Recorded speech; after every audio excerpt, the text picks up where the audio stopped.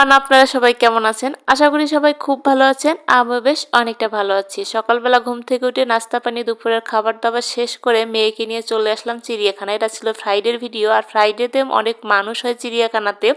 বাইরে থেকেও বেশ অনেক মানুষ আছে। মূলত এই জন্যই আসা, কারণ অনেক মানুষজনের সঙ্গে আসলে ঘুরে বেড়াতে ভালো লাগে। যদিও তারা পরিচিত না, কিন্তু তারপরও বেশি মানুষ দেখলে অনেকটাই ভালো লাগে।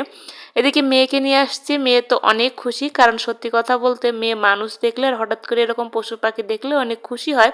যদিও ওকে প্রায় সময় নিয়ে আসা হয়, আমার ভিডিও খুব একটা করা হয় না, কারণ সত্যি কথা বলতে আমার বাইরে ভিডিও করতে একটু লজ্জা লজ্জা লাগে। যাই হোক, অনেকটা এখন লজ্জা পানি শেষই করে ফেলছি। এদিকে মেয়েকে নিয়ে আসছি। মেয়ে তো হচ্ছে কি দেখে কি বলতেছে এটাই হচ্ছে হাসির বিষয়। মূলত ও হচ্ছে শকুন দেখে বলতেছিল চিল চিল চিল। যাই হোক বলার চেষ্টা তো করেছে।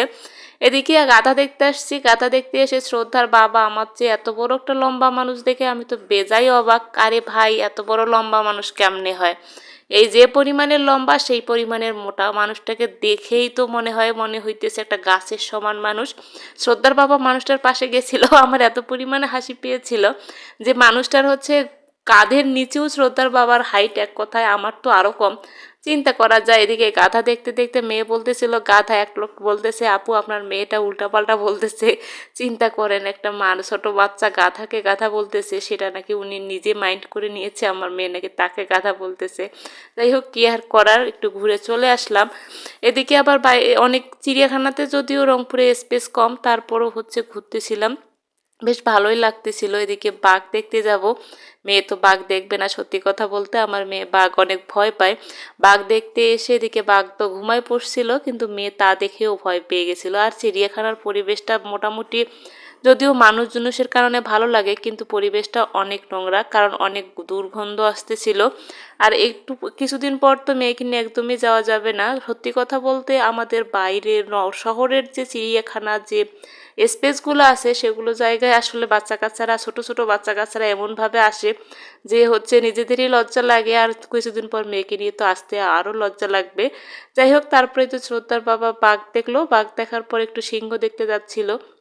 এদিকে সিংহ দেখতে গিয়ে মেয়ে তো যাবে না, কারণ সিংহটা অনেকটা গর্জন দিচ্ছিল, কিন্তু ওই যে আমার মেয়ে ভয়ে আর যাচ্ছে না। আর এই যে বাইরের পরিবেশটা দেখতেছেন, অনেকটাই সুন্দর সুন্দর, মানে গরমের দিনে বেশ ভালোই লাগবে, অনেকটা নিরিবিলি বাতাস আছে, কিন্তু ওই যে পরিবেশটা একটু নোংরা। যাই হোক, তারপরে ঘুরে আসলাম। আমি আর ওইদিকে গেলাম না, কারণ আসলে সত্যি কথা বলতে অনেক বিশ্রী গন্ধ আসতেছিল। আর এদিকে শ্রদ্ধার বাবার আর শ্রদ্ধার ভিডিও করে নিচ্ছিলাম। এক কথায় ট্রেন্ডিং ভিডিও চলতেছে, কত ভিডিও চলে, আমিও একটু ভিডিও করে নিলাম।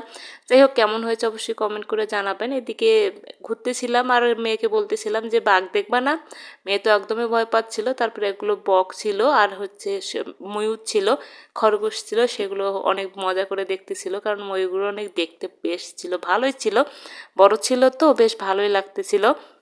যাই হোক, এদিকে ঘুরতে ঘুরতে এদিকে আসলাম হচ্ছে একটু দেখার জন্য, এক কথায় হচ্ছে মানে খরগোশ দেখার জন্য, কিন্তু খরগোশগুলো খাচ্ছিল। তারপরে বানরের কাছে আসলাম। এক কথায় বানর না, ওনাকে বলা হয় হনুমান।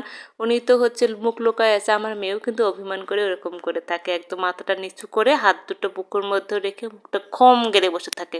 যাই হোক, মেয়েকে বারবার দেখাচ্ছিলাম আর নিজেও ভিডিও করতেছিলাম যে আপনাদের সঙ্গে শেয়ার করব।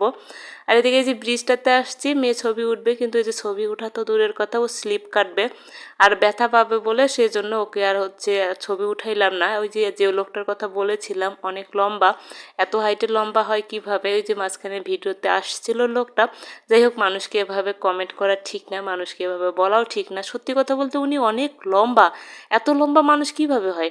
এদিকে ময়ূরগুলো কিন্তু মানে বড় ছিল আর দেখতে ভালোই লাগতেছিল। তারপরে ময়ূর দেখে তারপরে বের হয়ে আসবো।